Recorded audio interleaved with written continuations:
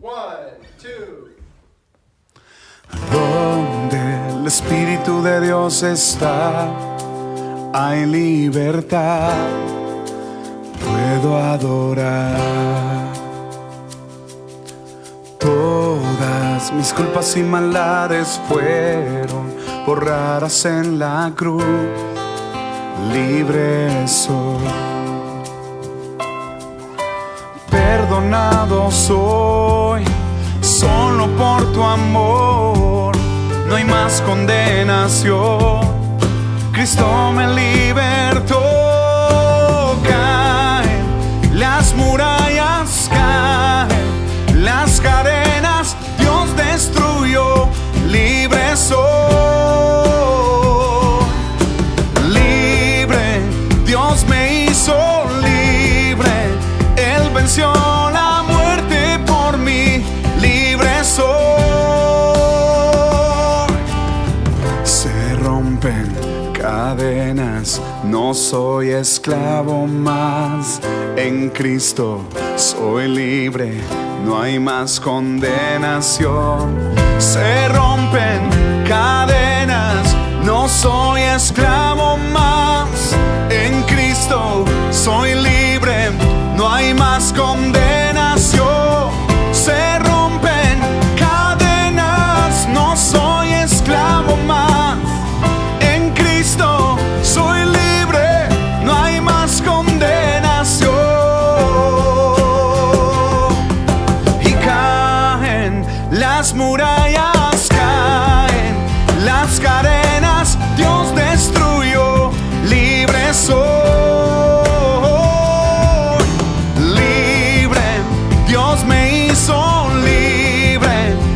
Venció la muerte por mí, libre soy.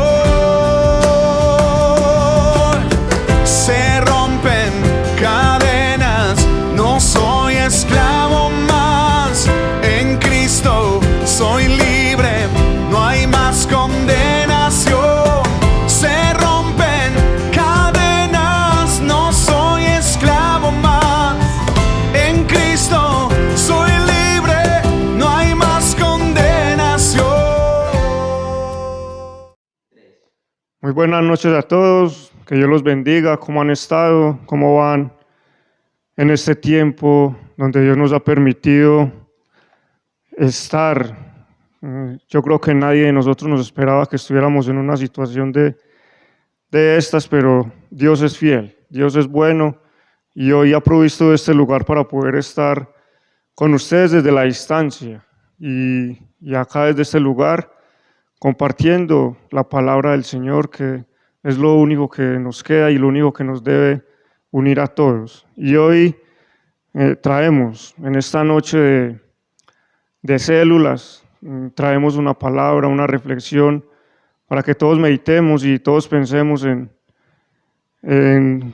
cuán grande es el Señor y cómo Él nos permite todas estas cosas, y que nos acordemos cada día de nuestros hermanos a la distancia. Quiero orar primero, quiero hacer una oración para poder empezar con la palabra. Quiero que desde su casa usted se disponga, prepare su corazón para lo que Dios quiere hablarle hoy y nos quiere hablar hoy. Él es el que ha puesto esta palabra en el sentir, y Él solamente entiende el porqué y el para qué. Señor, en esta noche te damos toda la honra, toda la gloria a ti, Señor. Tú que eres soberano, tú que eres grande, tú que eres fiel, tú que eres bueno, Dios. Hoy nos presentamos delante de ti con un corazón, Señor, agradecido. Agradecido porque a pesar de todo lo que sucede, sabemos que tú has tenido el control, tú tienes el control, y tú no nos has dejado abandonados, Dios. Por eso hoy queremos darte gracias.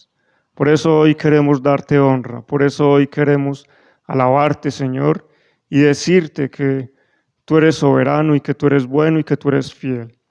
Señor, muchas gracias por permitirnos estar esta noche en tu presencia, esta noche compartiendo, Señor, esta palabra, compartiendo, Señor, este deseo, esta corta reflexión, y que seas tú tomando el control. Te damos toda la gloria, te damos toda la honra, en el nombre de Cristo Jesús. Amén y amén.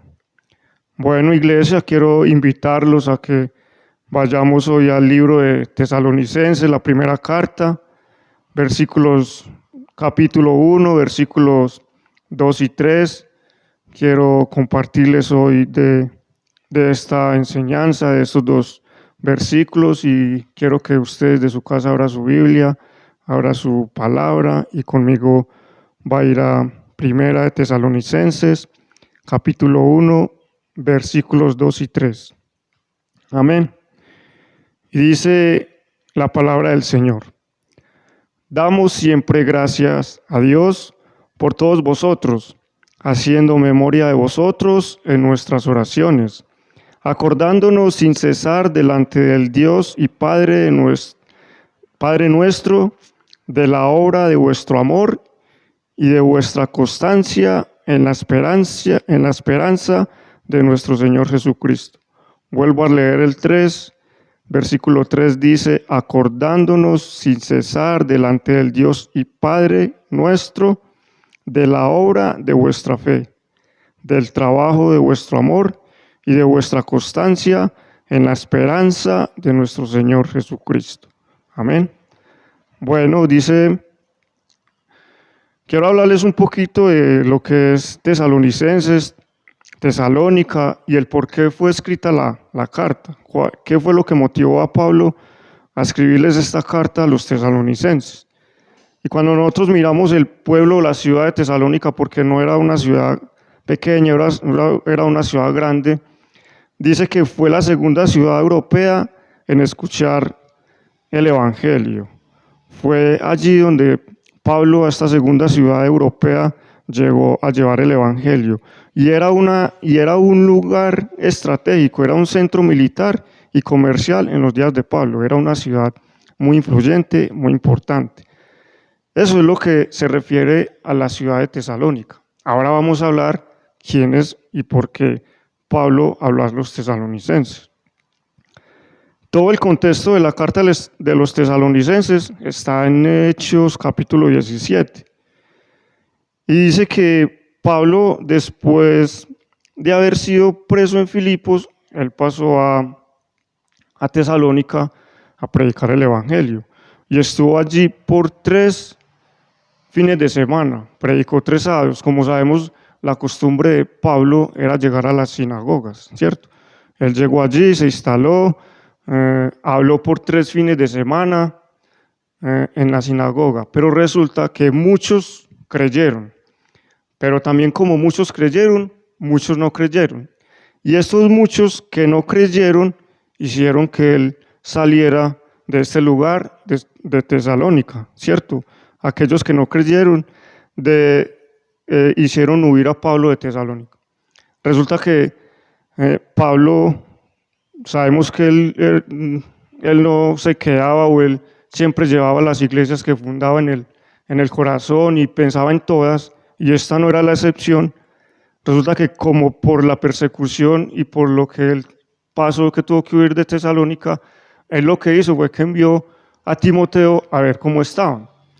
Porque resulta que en Tesalónica había algo, y era que ellos, lo que más Pablo predicó en Tesalónica fue sobre la venida del Señor Jesús, porque a ellos eso les inquietaba, les interesaba, y porque iba que ellos se preguntaban, los parientes que estaban muertos, ¿dónde estarían ahora? Esa era la inquietud, y creo que la inquietud que muchos ahora pues nos generamos, ¿cierto? Pero resulta que cuando Timoteo llegó a Tesalónica y fue nuevamente a Pablo, él le llevó un informe. Y a pesar de que el informe era favorable, ¿cierto? Él decía que los creyentes andaban en la fe y la caridad, como todo esto, se veía que era perfecto, pero habían cosas que no marchaban bien. Y una de las cosas que no marchaban bien era que había una importancia excesiva a la doctrina de la venida de Cristo, y esto hacía que ellos descuidaran el cumplimiento razonable de sus obligaciones. O sea, se dedicaban mucho a esta doctrina.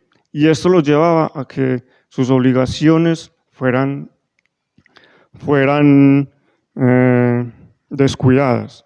Eso era algo que en ellos había y que Timoteo dijo, ellos están fallando en esto, ¿cierto? Otra cosa en la cual ellos fallaban era que habían síntomas en algunos de falta de amor respetuoso y sumisión a sus ministros. O sea, no había amor, no era que no se amaban, sino que había en unos, que no había amor en ellos y no eran sumisos a sus ministros. Después de Timoteo haber viajado o haber estado en Tesalónica, este fue el informe que Pablo les llevó.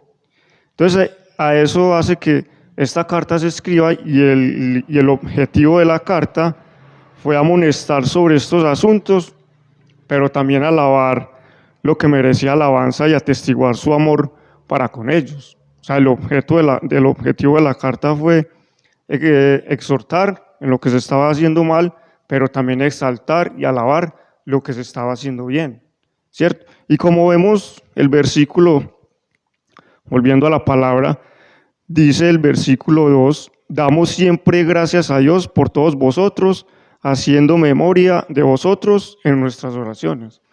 Algo muy importante y quiero resaltarlo es que Pablo daba gracias a Dios por los tesalonicenses. Pero algo también que no deja no es un hecho de menos, es que él hacía memoria de vosotros en nuestras oraciones. Dice que él no dejaba de orar, ¿cierto? Él no dejaba de orar por los de Tesalónica y siempre se acordaba de ellos y daba gracias a Dios por ellos. Mire, este es un tiempo, es una instancia donde yo creo que nosotros, como hermanos en la fe, debemos hacer esto. Y lo que Pablo nos está enseñando, Pablo nos dice es que así, él hacía memoria de ellos en nuestras oraciones. Y aquí es orar unos por nosotros, unos por otros. Es orar por todos, porque aún en la distancia uno tiene que fortalecerse, o nosotros nos fortalecemos en la oración. Pero hay tres cosas que quiero resaltar acá, el por qué Pablo se acordaba de ellos, el por qué Pablo decía en el versículo 2, damos siempre gracias a Dios y nos acordamos de ustedes en nuestras oraciones. Hay tres cosas en el versículo 3 de las cuales Pablo se acuerda de ellos y dice, acordándonos sin cesar delante del Dios y Padre nuestro. Y la primera cosa por la cual ellos se acuerdan es de la obra de vuestra fe. La segunda es el trabajo de vuestro amor y la tercera de vuestro amor y la tercera es la constancia y la esperanza en nuestro Señor Jesucristo. Tres cosas que hacía que Pablo se acordara de la iglesia de Tesalónica. Y la primera cosa o el primer aspecto en el cual ellos se acordaba era de la obra de vuestra fe, ¿cierto? O sea, era de la obra que ellos estaban realizando, era de la obra que ellos hacían. Sabemos que Pablo no estuvo mucho tiempo por la situación de persecución que enfrentó, no estuvo sino tres fines de semana o por decirlo en tres cultos, por decirlo así, que se hacía los sábados, en 3 sábados. Y él decía que él se acordaba de ellos, primero por la obra de vuestra fe. Y si vamos a definir qué es obra dice que es cosa hecha o producida por una gente. Es lo que nosotros hacemos, es lo que nosotros realizamos. Pero la Biblia nos la define en 3 aspectos, o en 3 sentidos. Primero, las obras de Dios. Segundo, las obras de Jesús. Y tercero, las obras de los hombres. Y como vemos, las obras de Dios se refieren, primera, en 2 sentidos, o en 2 aspectos, a las cosas que Él creó.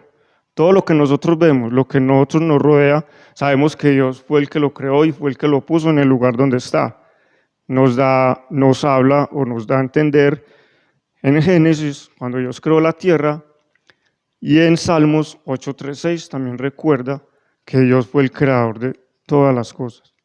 Esa es una de las cosas, o esa es una obra que nos dice la palabra, que nos dice la Biblia, que son obras de Dios, y una obra de Dios fue la creación. La segunda obra de Dios son los hechos maravillosos que Él realizó. Estas se revelan en su poder y su grandeza. ¿Y cómo así que los hechos maravillosos? Es lo que Él hizo por el pueblo. Es lo que, por ejemplo, un hecho maravilloso fue cómo Él sacó al pueblo de Egipto.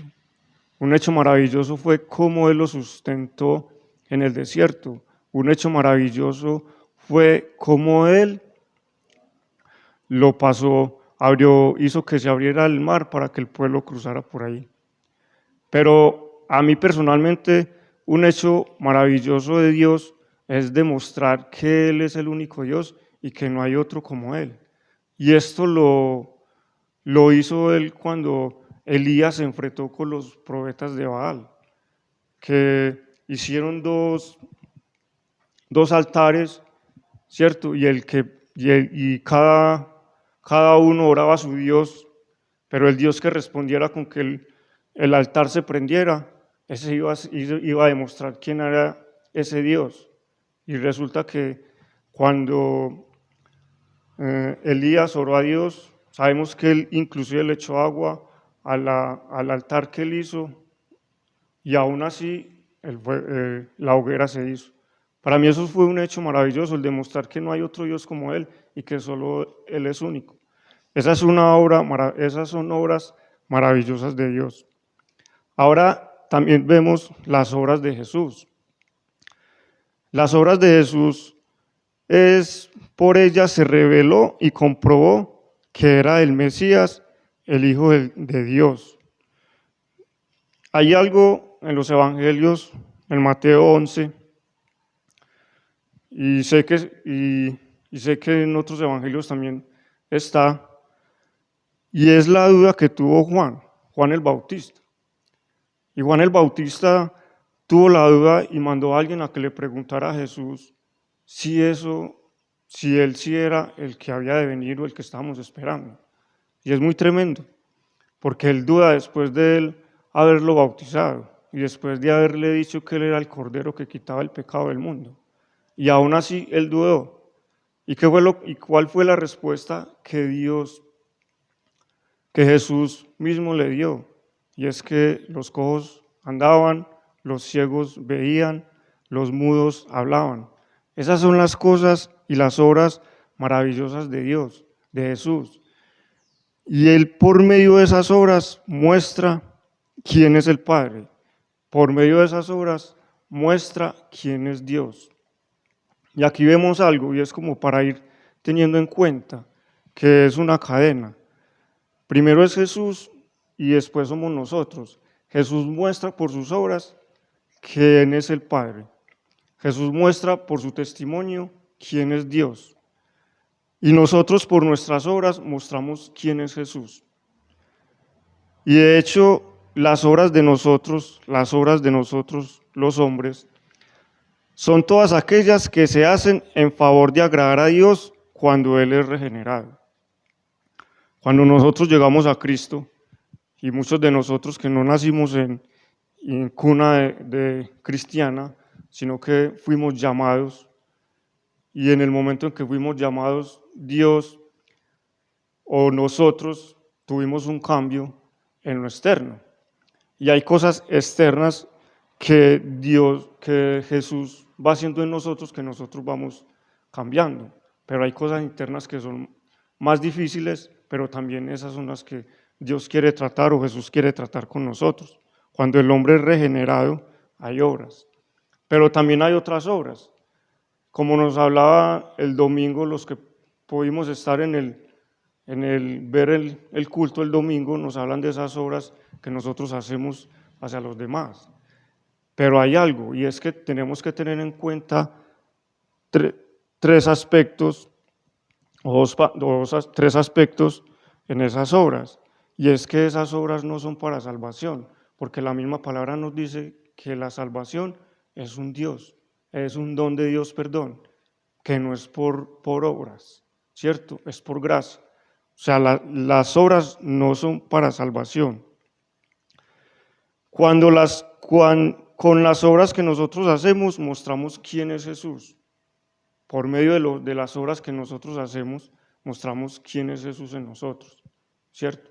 Porque de un momento a otro a nosotros nos cambia, o Jesús llega a nuestras vidas, nos cambia y mostramos una persona diferente, la gente se va a inquietar. Esas son obras que el hombre hace o que nosotros como hombre hacemos para poder poder llevar una vida y una comunión íntima con Dios, ¿cierto? Ahora hay algo, y es que aquí nos dice que la obra de vuestra fe, hablamos de la obra, ahora son obras que reflejan nuestra fe. Y una de las obras en los tesalonicenses que reflejaba la fe de ellos era que su celo por recibir la verdad. O sea, eran los creyentes, los que estaban firmes, eran celosos en esa verdad que Pablo por medio de Jesús, que Jesús por medio de Pablo les había dicho. Era una iglesia celosa por siempre estar ligada a la verdad y por siempre estar ahí, no cambiar sus doctrinas, no cambiar lo que ya se les había enseñado, no tenía negociación, no tenía cambio. Eran celosos en eso. Eso es en lo que nosotros debemos de ser hoy en día, celosos por nuestra fe. Porque en una situación como esta, todo el mundo cree saber de Dios. Y sabemos que no todos creen, o muchos creen, pero no todos le creen a Dios. Y nosotros debemos de ser de los que le creemos a Dios. Y que esa verdad que Él ha puesto en nuestros corazones, que no tenga cambio ni tenga negociación. Es una fe o es una obra que muestra su fe, es realizable no en palabras, sino en hechos. O sea, nosotros podemos hablar muchas cosas bonitas, pero si no mostramos hechos, pues nada estamos haciendo. Que lo que nosotros hablemos también esté respaldado por hechos, ¿cierto? Las obras muestran los hechos de cambio en cada persona.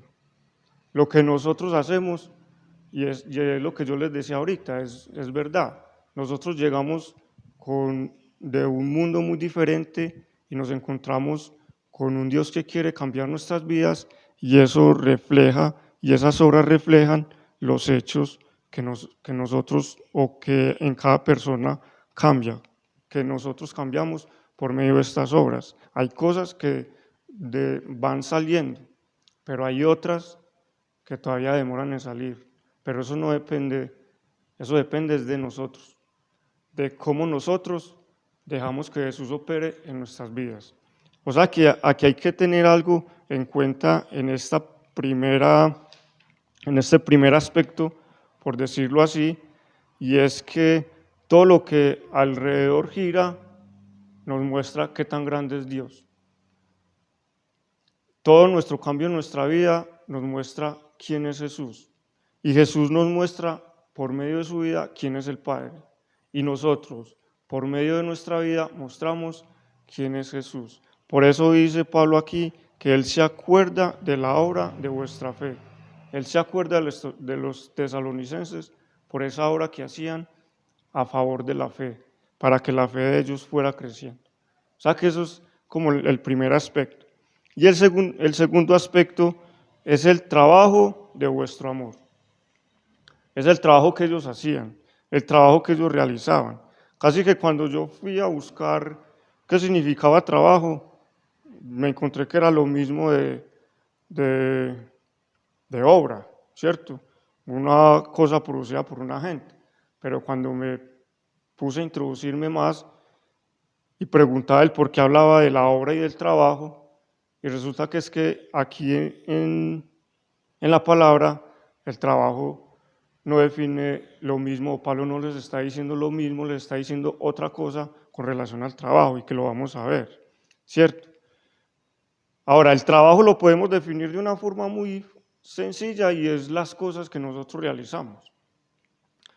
y en cuestión material, es el trabajo que tiene cada uno, lo que nos ocupamos en nuestras vidas y en nuestra vida, en nuestra vida diaria, en nuestra rutina, lo que cada uno ejerce, lo que cada uno hace, ¿cierto? La Biblia en un sentido registra la vida de un pueblo trabajador, ¿cierto? Aún en los 10 mandamientos dice que 6 días trabajaremos, pero uno vamos a descansar. Muestra que el trabajo es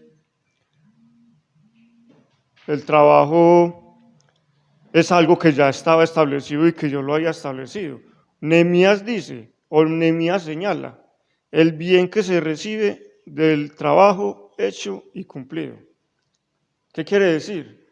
Que Nehemías nos dice que, y yo creo que nosotros lo podemos experimentar, es cuando nosotros hacemos un trabajo y que nos salga bien, ¿cierto? Nos sentimos gratos de que el trabajo salga excelente y nos sentimos satisfactoriamente alegres, gozosos, porque lo que estamos haciendo está saliendo bien, ¿cierto? Es muy triste cuando lo que uno hace sale mal, y se los digo porque en este tiempo, como se nos ha ido atrasando la producción de la flor, hemos ido mirando cómo el trabajo de nosotros ha sido bueno a pesar de las dificultades que se ha pasado, se siente uno gozoso. Pero resulta que cuando Pablo les está hablando a los tesalonicenses del trabajo de vuestro amor, aquí en la palabra trabajo denota que es un trabajo esforzado que desemboca en fatiga, ¿cierto? Y es normal, ¿cierto? Cuando nosotros hacemos un trabajo nos esforzamos, lo que es que nos terminamos cansados, eso es normal. Pero aquí Pablo les está diciendo, el trabajo de vuestro amor es tener en cuenta que el trabajo aquí traduce en fatiga. Pablo le dice a los tesalonicenses que el trabajo que se hace con amor no cansa nunca. Casi que les está diciendo a ellos, o les está diciendo, nosotros nos acordamos que ustedes no se cansan del trabajo por amor, y ese trabajo en la obra del Señor, ¿cierto? Debemos de tener en cuenta algo, y es que nuestro trabajo para el Señor no es en vano. Cualquier cosa que nosotros hacemos para el Señor no es en vano, ¿cierto? Pero hay algo, y es que lo hagamos con amor. Porque si Pablo aquí le dice a los de Tesalónica, les dice que lo que se hace con amor no cansa, si nosotros nos estamos cansando del trabajo del Señor, ahí es donde nosotros debemos retroceder y preguntarnos el por qué nos estamos cansando. Pablo le está diciendo a los tesalonicenses que él se agrada de ellos, es por eso, porque el trabajo que ellos ejercen, que es con todo amor, ellos no se fatigan, no se cansan y siempre están adelante. Y por eso debemos de tener en cuenta algo, y es que nuestro trabajo para el Señor no es en vano. No nos debemos glorificar por trabajos ajenos, sino esperar que nuestra fe crezca para que seamos engrandecidos, ¿cierto? No esperar que el otro trabaje, ¿cierto? Y eso sucede mucho. El otro trabaje para que nosotros nos gloriemos del que ya trabajó. No, es esperar que en todo Dios tiene un propósito con nosotros. Y es esperar que en eso Dios se glorifique y que nosotros podamos ir creciendo para poder ser engrandecidos. O sea, no como se dice, no en vanecernos del trabajo ajeno, sino esperar nuestra oportunidad, ¿cierto? Pero cualquier cosa, por muy pequeña que sea, que usted haga para el Señor, no es en vano. Por muy pesado que sea el trabajo por amor, somos estimulados a llevarlo, ¿cierto? Mire, hay trabajo muy pesado, y estamos hablando en el trabajo que se hace para la obra del Señor, porque eso es lo que Pablo le está diciendo a los tesalonicenses, ¿cierto? Que se acuerda de ellos por el trabajo de vuestro o de su amor, ¿cierto? Y aquí nos dice, por muy pesado que sea el trabajo, por amor, somos estimulados a llevarlo. por muy pesada que sea lo que nosotros estemos haciendo, si nosotros tenemos amor en hacerlo, no nos va a dar, nos vamos a sentir gozosos en llevarlo. Y es que aquellos que evitan molestias a favor de otros, poco aman. Suena muy duro, ¿cierto?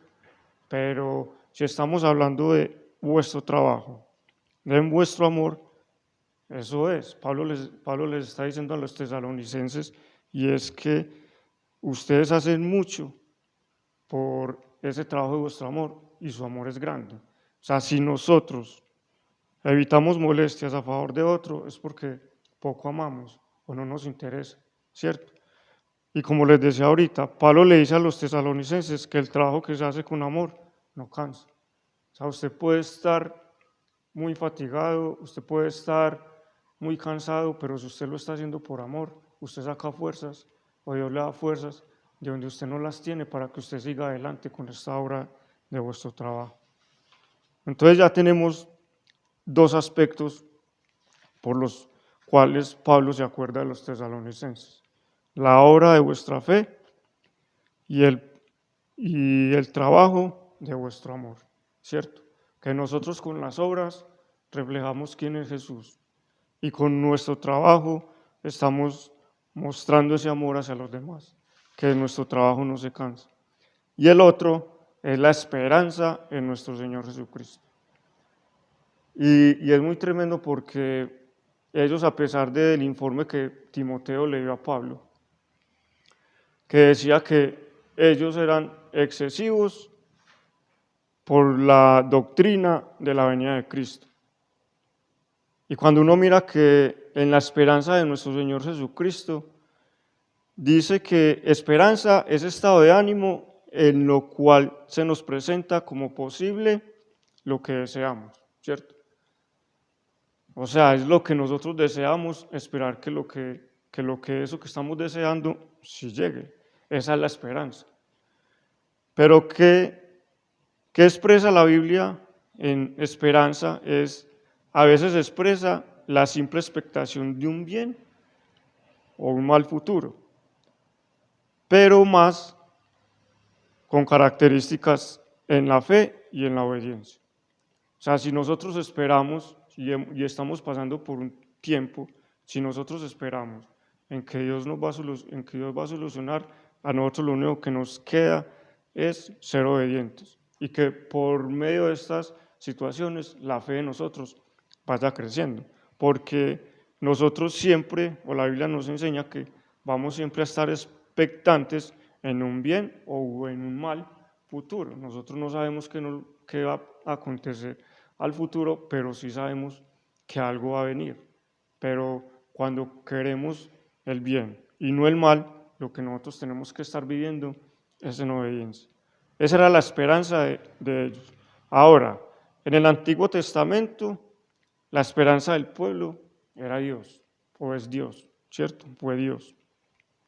Y en el Nuevo Testamento, Cristo es la esperanza del cristiano, ¿cierto? Es la base en la cual deseamos la esperanza, todo. O sea, la única esperanza en nosotros, en todo lo que nos sucede, es Cristo, no hay otro. Y esa es la esperanza para los tesalonicenses. Pablo les estaba diciendo aquí, y aún se alegraba de ellos, de la constancia y la esperanza en nuestro Señor Jesucristo. Y hay algo muy interesante, y es que antes de esperanza está constancia, y constancia es hacer y no dejar de hacer, ir siempre en una medida, ir avanzando. Y él dice que esa constancia y esa esperanza en nuestro Señor Jesucristo. O sea, para los tesalónicos era la esperanza de su venida, ¿cierto? Ellos, por la excesiva y por la excesivo estudio de la doctrina de la segunda venida de Cristo, pues la esperanza de ellos era que Cristo iba a venir, ¿cierto? Y una esperanza que miraban hacia adelante, más allá de las cosas presentes, hasta la manifestación de Cristo. Esa era la esperanza de ellos. La esperanza de los tesalonicenses es la venida de Cristo. Por eso aún Pablo en esta primera carta se refiere mucho a eso, a la venida de Cristo, ¿cierto? Y de hecho los tesalonicenses eran excesivos al estudiar la venida de Cristo. No es que esté malo, pero no podemos dejar las otras cosas que también son importantes, ¿cierto? O sea que miramos que la esperanza para ellos, o la esperanza y para ellos y aún para nosotros, siempre va a ser Cristo, no va a haber otro. Esa es la esperanza de todo cristiano y esa es la base en la cual descansa la esperanza, ¿cierto? O sea, si para ellos era la esperanza, mucho más para nosotros, ¿cierto? Que hemos sido llamados, hemos sido escogidos. Entonces la esperanza de nosotros debe ser Cristo. Ahora, Pablo por medio de los tesalonicenses nos muestra o enseña que debemos ser ejemplo para que muchos vean las buenas obras, nuestro trabajo y la esperanza que algún día estaremos con Jesús. Yo creo que aún en estos tiempos muchos nos miran nuestro actuar y muchos miran cómo caminamos y muchos miran cómo hacemos y muchos miran alrededor cómo nos comportamos nosotros en un tiempo de estos, ¿cierto? Y eso es lo que yo creo o creería que nosotros debemos reflejarle al mundo, a los que están ahí al lado de nosotros, a los que de pronto se agobian, a los que se perturban. Nosotros alrededor donde estamos en la torre, lo primero que hicieron nuestros vecinos fue que nos invitaron a que oráramos por ellos, a que compartiéramos con ellos una palabra, porque al principio esto generó mucho temor, al principio esto generó mucha duda, al principio generó mucha desconfianza, pero yo creo que debemos darle a entender a las personas que la esperanza es Cristo, que cuando nosotros estamos con Cristo, nuestra esperanza o nuestro futuro va a ser bien. O sea, eso es lo que nosotros debemos mostrarle al mundo. Ahora, yo quisiera como conclusión, y es que las obras nos muestran qué clase de personas somos. Las obras, el primer aspecto del cual hablamos, nos muestra qué clase de personas somos nosotros. Nos muestra qué clase de personas estamos reflejando al mundo, las obras. Que el trabajo que hacemos para Dios, así traiga fatiga, hacerlo con amor. A veces nos fatigamos, nos cansamos, pero hacerlo con amor, para que, y como les decía ahorita, nuestro trabajo en Dios no es en vano, pero hay que ponerle amor a lo que hacemos, y más cuando es para Dios. Pablo aquí a los tesalonicenses los recordaba era por eso, por ese trabajo y ese amor, y no se cansaban y estaban adelante, ¿cierto? Que lo que nosotros hagamos, lo hagamos con amor. Y no se nos olvide este último aspecto, que Cristo es la esperanza de todos nosotros para un buen futuro. Sí, o sea, la única esperanza de nosotros en estos tiempos es Cristo. Y quiero quedarme con algo, y es que Pablo dice en el segundo versículo, haciendo memoria de vosotros en nuestras oraciones. Mire, yo sé que estamos en la distancia, hay unos que de pronto tienen la posibilidad de hablar con otros hermanos por la cercanía en que viven, porque están ahí pegaditos, son vecinos, ¿cierto? Pero hoy, fuera de todo esto que Pablo ha reflejado a los tesalonicenses, de cuál ellos recuerdan de su obra, de su trabajo, de su esperanza, es también hacer lo que él hacía, y él no dejaba de orar por ellos. Él no dejaba de orar y daba gracias a Dios por ellos. Y es no dejar de orar y haciendo memoria de vosotros en nuestras oraciones.